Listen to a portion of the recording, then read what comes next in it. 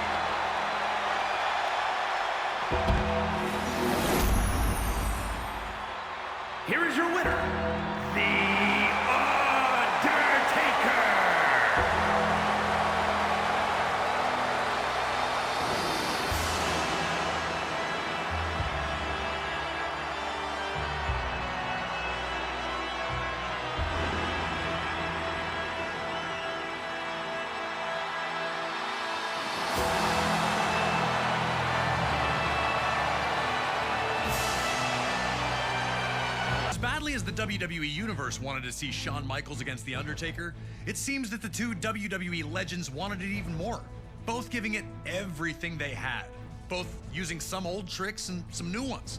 But ultimately, it ended as all of Undertaker's WrestleMania matches had to that point, a tombstone and a huge win. Brock returned to WWE from the world of mixed martial arts in 2012, ready to conquer the world. A loss to John Cena would quickly derail the hype, but a rebound victory over Triple H at SummerSlam seemed to have the beast back on track. He'd return near the end of the year, demanding a WWE Championship match. Despite attempting to force the match, Brock was not given what he wanted. Instead, he'd receive an open contract for an opponent at WrestleMania.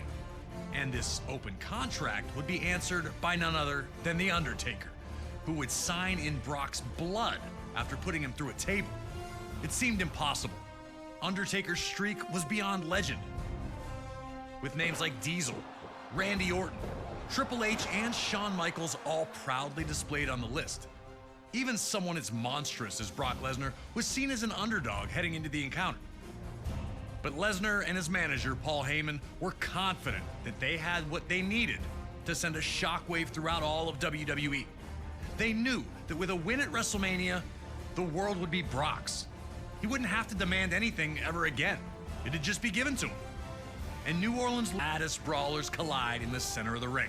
Would an F5 send Undertaker's streak spinning? Would Undertaker find a way to send yet another opponent to rest with the other lost souls?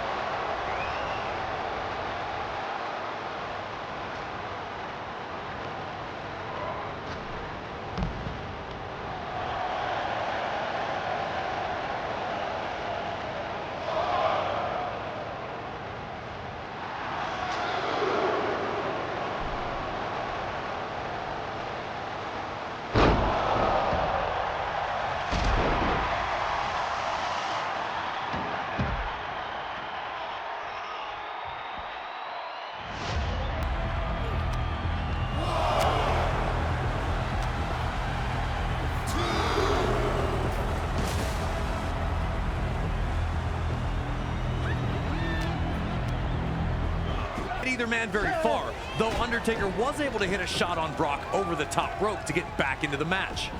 The two had smashed each other with huge punches and knees, yet neither seemed to feel the effects. The WWE Universe wanted to see which Titan would blink first here.